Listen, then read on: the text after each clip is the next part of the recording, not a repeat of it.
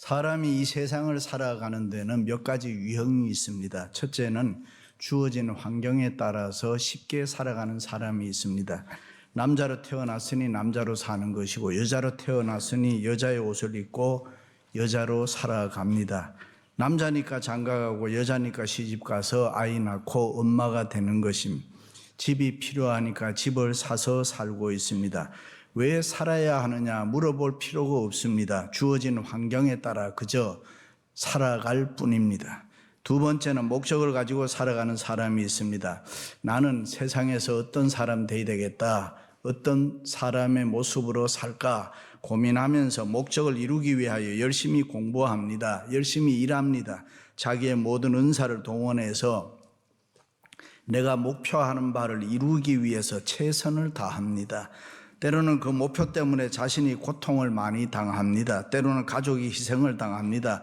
그리고 때로는 그 목적이 이루어졌을 때 성취감이 있습니다. 기쁨이 있고 또 즐거움이 있습니다. 그러나 때로는 허전함과 공허함도 있습니다. 못 이루면 못 이루는 대로 고통과 아픔이 따르기 때문입니다. 세 번째는 자기 존재의 의미를 깨달으면서 타인을 위해서 살아가는 사람이 있습니다. 사명과 보람을 알고 사는 사람입니다. 자신은 언제나 어떤 환경에 있어도 만족하고 행복합니다. 그를 만나는 사람들은 그가 얼마나 복되고 행복한 사람인지를 쉽게 알 수 있습니다. 그가 얼마나 보람되고 가치 있는 삶을 사는지 느낄 수가 있습니다. 그럼에도 불구하고 나는 누군가? 나는 도대체 누구인가? 자기 정체성 때문에, 가치관 때문에 고민을 합니다. 내가 그리스도인이라면 내가 어떻게 사는 것이 정말 내가 믿는 하나님을 기쁘시게 하는 일일까? 내가 어떻게 살아야 옆에 있는 타인을, 사람들을 기쁘게 하는 보람된 가치 있는 삶을 살 수 있을까? 고민하는 사람인, 깨달음이 없고 느낌이 없으면 행복이 없기 때문입니다. 깨닫고 감격이 있어야 행복이 있는 것입니다. 그래서 소크라테스는 점검되지 않은 인생을 사는 사람만큼 어리석은 사람은 없다라고 했습니다. 유능한 선장은 배가 얼마나 빨리 가느냐가 하는 것이 아니라 내가 어느 방향으로 가고 있느냐 살피는 사람을 우리는 유능한 선장이라 그럽니다. 그렇습니다. 우리가 무엇인가를 위해서 땀 흘리고 수고하고 희생하지 않으면은 절대로 우리에게 기쁨과 즐거움이 없습니다. 행함이 없으면은 기쁨이 없습니다. 예를 들면 우리가 우리 교회를 위해서 수고하고 시간과 노력, 봉사와 정성을 투자한 사람, 그런 사람만이 이 교회를 드나들 때에 행복합니다. 그래서 제가 바빠서 이것도 못하고 저것도 못하고 봉사할 수 없는 사람은 돈이라도 내놓고 가라, 그런 이야기를 합니다. 그런데 돈이 없어서 그런 게 아닙니다. 여러분의 행복을 위해서, 인생의 가치와 보람을 위해서 그렇게 살아야 된다, 그 말입니다. 행복과 축복, 은혜는 주어지는 것입니다. 기쁨과 즐거움은 더불어서 얻어지는 것입니다.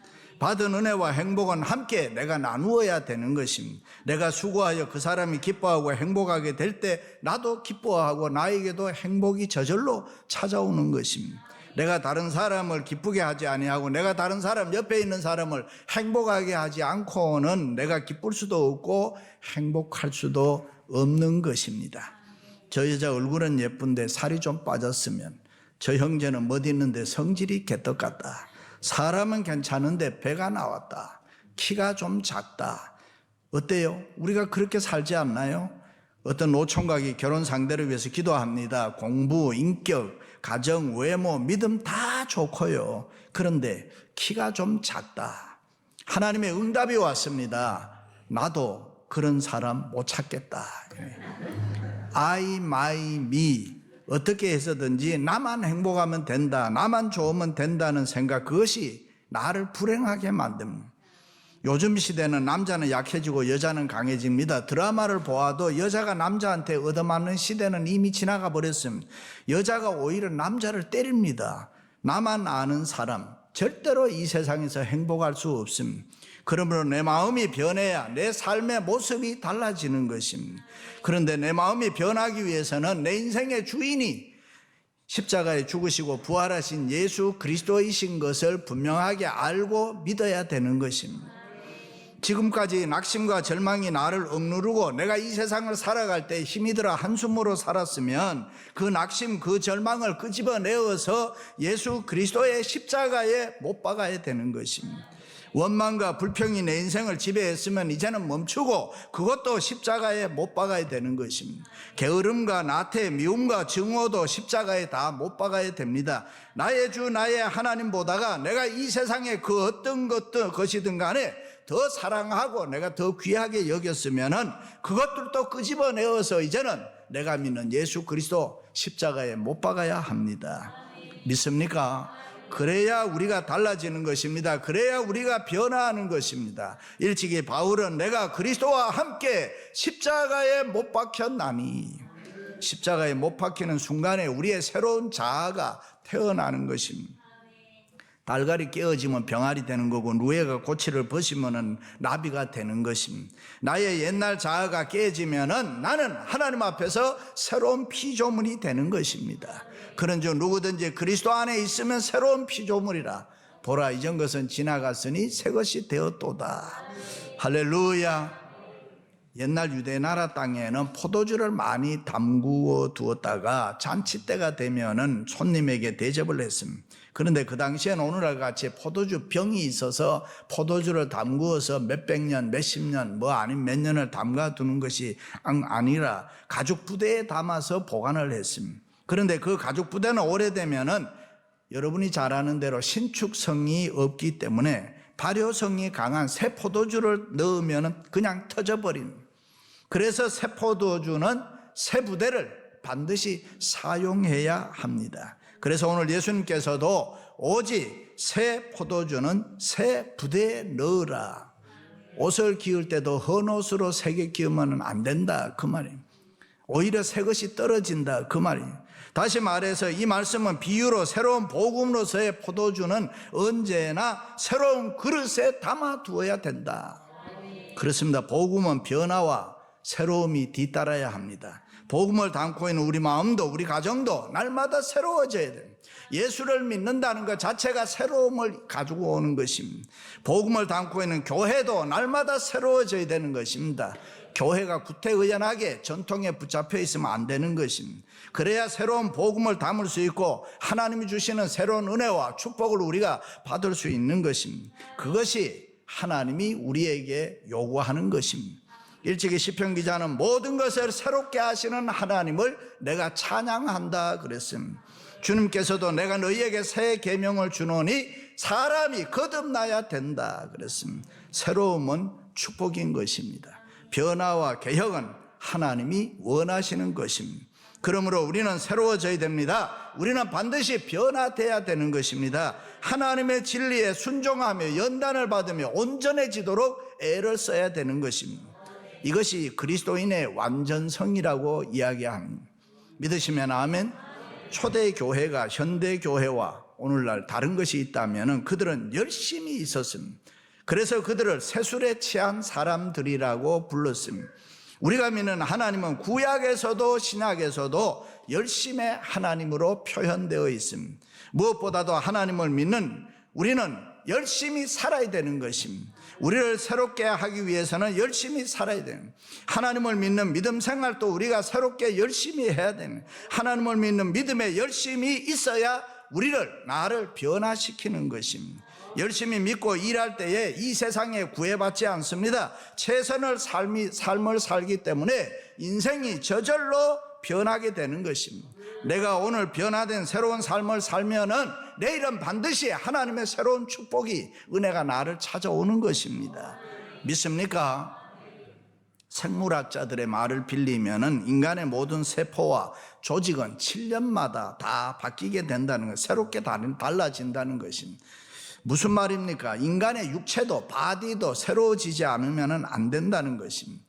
어린아이를 키워보지만 어린아이는 성장하면서 새로운 것에 관심이 많습니다. 장난감은 아무리 좋아도 며칠 가지고 놀면 던지고 또 다른 걸 찾습니다. 항상 새로운 것을 찾습니다. 세상의 모든 인간은 낡은 것, 일상적인 것을 쉽게 건태를 느끼는 것입니다. 언제나 새로운 것을 찾습니다. 이것을 학자들은 그리스도인의 인생관, 인간관이라고 부릅니다. 그러면은 우리가 어떻게 변화해서 새술은 새부대에 담는 새로운 삶을 살 수 있습니까? 첫째는 마음이 가난한 사람이 되어야 합니다. 예수님 가르치신 산상보훈 8복에 보면은 심령이 가난한 자는 복이 있나니 천국이 그들의 것임이요. 다시 말해서 마음을 가난하게 비운 사람이 새로운 존재로 천국의 시민이 될 수가 있다. 우리 한국 사람처럼 유대인들도 특별히 축복을 추구하는 민족입니다. 그들의 종교적, 사회적 생활의 기준이었던 모세 율법은 복과 하로 다 엮어져 있는 것입니다. 다시 말해서 율법을 지키면 복을 받고 지키지 않으면 화를 받는다. 그런 단순한 진리입니다. 그래서 주님이 첫 번째로 이 마음의 문제를 강조하는데 마음이 가난한 사람이 되어야 된다. 가난한 마음, 어떤 마음입니까? 하나님을 먼저 생각하는 마음을 가난한 마음이라. 하나님 중심 생활을 원하는 것, 내 마음대로 이 세상 살아가는 것이 아니고 하나님 중심으로 사는 사람. 다시 말해 마음이 가난해서 하나님만이 나의 소망이고 앙모하는 사람입니다. 매일매일 생활에서 자기의 부족을 깨닫고 하나님을 가장 먼저 만나는 그 마음이 가난한 마음입니다. 내가 아무리 하고 싶어도 하나님 영광 가리우는 일 하지 않습니다. 그러나 언제 어디에서나 하나님을 앞세우고 하나님의 영광을 위해서 살아가는 마음. 내가 아무리 하기 싫어도 하나님이 영광이 된다라고 생각하면 나는 기꺼이 하는 사람. 좀 더 원문에 가깝게 해석을 하면은 거지가 며칠 굶었을 때에 음식을 구걸하는 마음을 가난한 마음이다. 혹시 굶어 보셨어요? 다이어트 하기 위해서 굶은 거 이야기하는 게 아니라 정말 먹을 것이 없어서 굶어 보는 겁니다. 굶은 거지가 무엇을 구하려면 먹을 것을 구하기 위해서는 구걸하는 그 절박한 마음, 그것을 가난이다. 그래서 우리말 가난하다는 말은 번역은 조금 아쉬운 것이 원문으로 보면 있습니다. 이 가난하다는 건 내 심령에 하나님으로부터 말미암아 절박함이 있어야 된다. 하나님 소유하기를 몸부림치는 사람, 나는 하나님 없이 못 삽니다. 이런 마음입니다. 또 다른 마음은 자녀를 잃어버린 부모의 절박한 마음을 가난한 마음이라. 잃어버린 아이를 찾기 위해서 부모가 정신없이 미친 듯이 이 골목 저 골목 헤매는 그 모습, 그 절박함으로 주님을 찾는 그 사람, 예수님은 그런 사람을 복되다 그랬습니다. 그러므로 우리는 절박함을 가지고 우리 주님 섬겨야 할 줄로 믿습니다. 절박한 가운데 우리가 예배해야 되고 절박함을 가지고 우리가 기도해야 되고 하나님, 우리의 모든 영혼이 이 시간 주님으로 채워지기를 원합니다. 성령으로 기름 부어 주옵소서. 할렐루야. 그렇습니다. 우리가 마음을 비우고 하나님의 무한한 능력을 받아들이는 사람은 믿음으로 변화되는 것입니다. 성령의 사람이 되는 것입니다. 영적인 사람이 되는 것입니다. 그 사람은 부패하나 우리의 속은 날마다 새로워지는 도다. 우리의 마음이 새로워지지 아니하면 고물처럼 쓸모가 없어집니다. 부정적인 마음, 완고한 마음, 교만한 마음, 경직된 마음, 새 것을 거부하는 마음, 그런 마음은 고물인간이 되는 것입니다. 그러므로 우리의 심령이 가난해서 날마다 새로워져. 우리는 참으로 마음을 비우고 마음이 가난해지면은 이 시간도 은혜 받을 줄로 믿습니다. 성령의 기름 부음으로 나의 잔이 넘치는 것입니다. 내가 변하기 전에는, 내가 달라지기 전에는 마음의 기쁨도, 가정의 평안도, 사업의 성공도, 교회의 부흥도 있을 수 없습니다. 그러므로 우리 모두가 다 마음이 가난해져야 될 줄로 믿습니다. 할렐루야. 두 번째는 마음이 선한 사람이 돼야 합니다. 선한 사람이 어떤 사람입니까? 주님의 뜻을 이루는 사람을 성경은 선한 사람이다. 그러므로 베풀 수 있는 사람, 줄 수 있는 사람, 선한 사람입니다. 미국에 살다 보면 좋은 일에 도네이션을 크게 하신 분들이 많이 있습니다. 유명한 강철왕 카네기는 아주 가난한 집에서 태어나 많이 공부도 못했지만은 그러나 강철을 만드는 기술을 배워서 미국 경제에 커다란 영향을 끼치면서 부자 거부가 됐습니다. 그런데 그는 성공한 후에 자기 혼자만의 부를 누리는 것이 아니라 미국 전역에 1200개의 도서관을 설립하고 그 유명한 카네기 홀을 지어서 미국민들에게 바쳤습니다. 그리고 카네기 재단을 만들어서 지금까지도 선한 일, 그 일을 위해서 헌신하고 있습니다. 그렇습니다. 남을 생각하고 선한 일을 생각하는 사람은 자신도 상상할 수 없는 그런 놀라운 능력을 받게 되는 것입니다. 자신도 생각할 수 없는 무서운 힘, 이 무한한 가능성을 하나님으로부터 받게 되는 것입니다. 그래서 우리 교회의 비전 중에 하나가 어려운 이웃과 생활을 함께 나누자, 성도들의 고통을 함께 나누어지는 이 봉사를 강조하는 것입니다.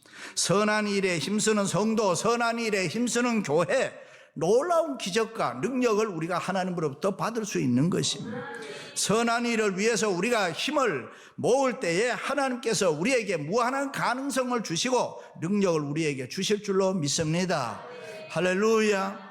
유명한 아인슈타인은 유태인으로 프린스턴 대학에서 상대성 원리를 발견해서 인류에게 큰 공헌을 했습니다. 그의 자서전에 보면 이렇게 쓰고 있습니다. 어떻게 해서든지 선을 추구하고 우리의 아름다움과 진실됨을 모든 사람에게 나타내는 것, 그것이 우리의 인생의 철학이다.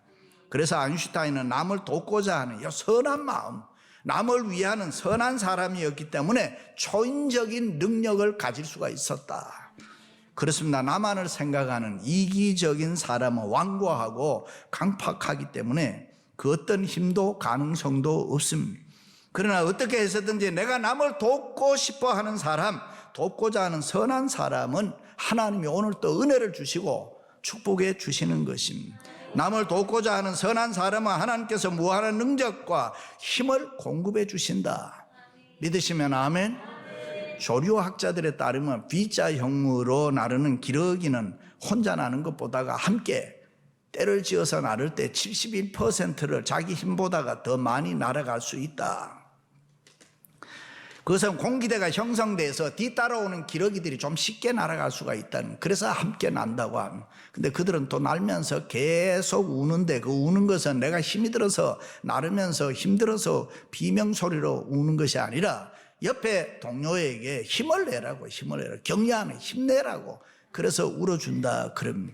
그렇습니다. 선한 마음으로 살고 선한 사람으로 변화돼야 우리는 더 큰 일을 할 수가 있습니다. 선한 사람이 돼야 하나님이 우리에게 힘을 주시고 능력을 주시고, 선한 사람이 돼야 우리가 천국의 축복을 맛볼 수도 있고. 할렐루야. 그래서 성경은 선을 행하되 낙심하지 말지니 때가 이르되 이르며 거두리라 그래요. 할렐루야. 마지막으로는 마음이 희생하는 사람이 돼야 합니다. 사도 바울은 디모데에게 사람이 이 세상에 태어나서 훌륭한 사람이 되기 위해서는 바이탈리티, 박력이 있어야 된다. 벤처, 모험이 있어야 된다. 비전, 꿈과 희망이 있어야 된다. 그런데 여기에 박력, 모험, 꿈 이런 거는 다 뭐를 전제하느냐? 희생을 전제하는 것입니다.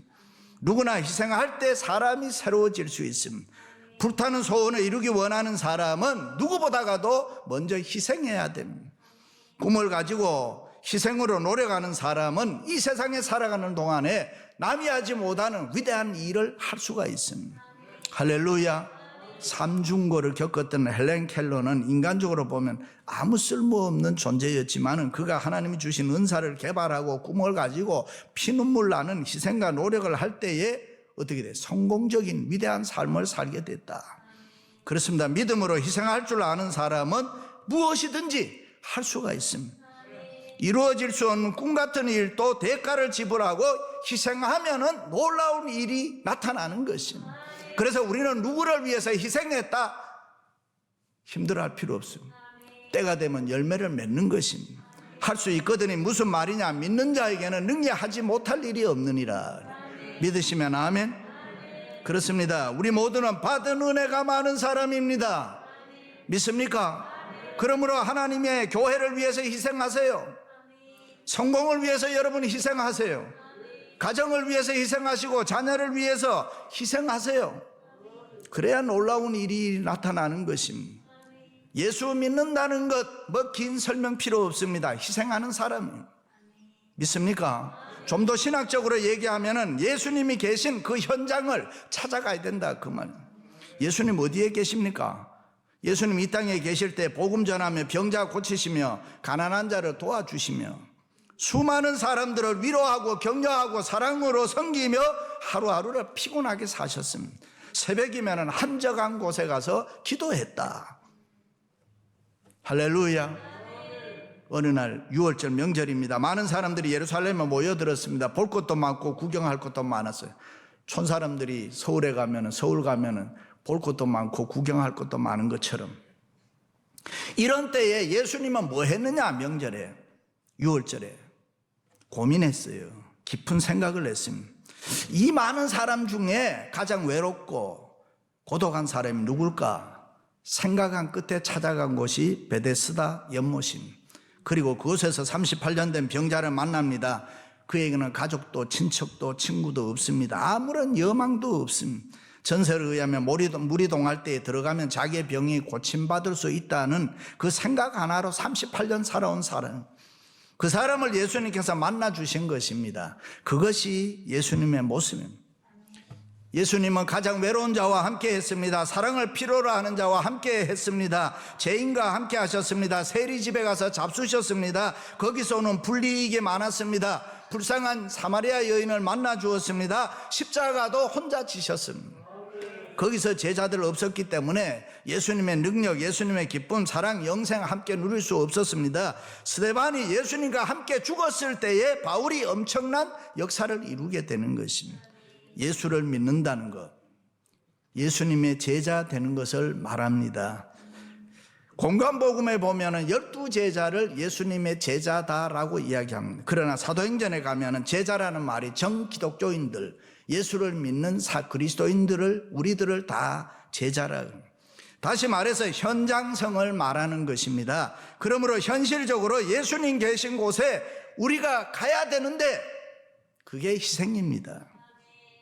다시 말해 내가 남을 위해 죽어질 때 나도 살고 남도 사는 이치라.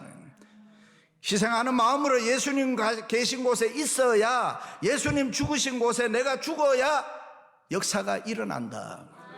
할렐루야. 그냥 내가 있는 곳에서 주님 계시기를 바라지 마세요. 이제는 우리가 희생하는 마음으로 주님 계신 곳으로 가야 된다 그 말이지. 나 자신만을 위하여 살던 삶을 중단해야 됩니다. 과감하게 멈추어 서서 생각을 한번 바꾸어 봐야 됩니다. 방향을 바꾸시기를 바랍니다. 예수 믿는다는 것 도대체 뭔가 고민해 보시기를 바랍니다.